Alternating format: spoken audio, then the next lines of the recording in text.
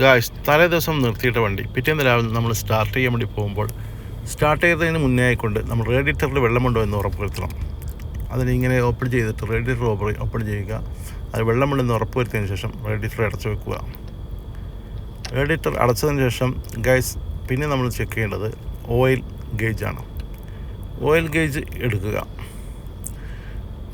നാം oil gauge എടുത്തതിന് ശേഷം ഗായ്സ് തുണിയോ ടിഷ്യൂ പേപ്പറോ ഉപയോഗിച്ചുകൊണ്ട്, വൃത്തിയുള്ള ടിഷ്യൂ പേപ്പറോ തുണിയോ ഉപയോഗിച്ചുകൊണ്ട് അത് തുടക്കുക.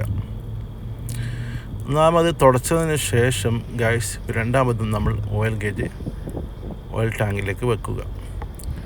പിന്നെ നാം എന്ത് ചെയ്യേണ്ടത് വെച്ചാൽ ആ ഓയിൽ ഗേജ് ടാങ്കിലേക്ക് വെച്ചതിന് ശേഷം അത് തിരിച്ചെടുത്തുകൊണ്ട് അത് ഓയിൽ ആ ഗേജിൻ്റെ അളവിൽ കണക്കായിട്ടുണ്ടോ എന്ന് ഉറപ്പ് വരുത്തുക.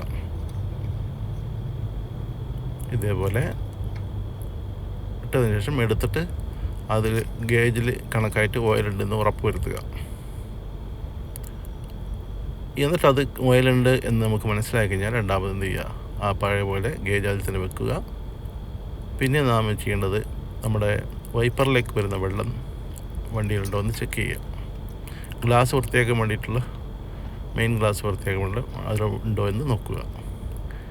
അതിൽ വെള്ളമുണ്ടെന്ന് മനസ്സിലാക്കി കഴിഞ്ഞാൽ, ഉറപ്പെടുത്തി കഴിഞ്ഞാൽ പിന്നെ നാം എന്ത് ചെയ്യുക, ടയർ ചെക്ക് ചെയ്യുക. ടയർ ചെക്ക് ചെയ്യുമ്പോൾ നാം ഇങ്ങനെ കൈ കൊണ്ട് ഇങ്ങനെ 2-3 തട്ട് കെട്ടിക്കഴിഞ്ഞാൽ മനസ്സിലാവും അത് വൈബ്രേഷൻ ഉണ്ടാവും. കാറ്റുള്ളതാണെങ്കിൽ, കാറ്റ് പോയില്ലെങ്കിൽ വൈബ്രേഷൻ ഉണ്ടാവില്ല, ഒരു മരത്തിനടിക്കുന്ന ഫീലാണ് ഉണ്ടാവുക.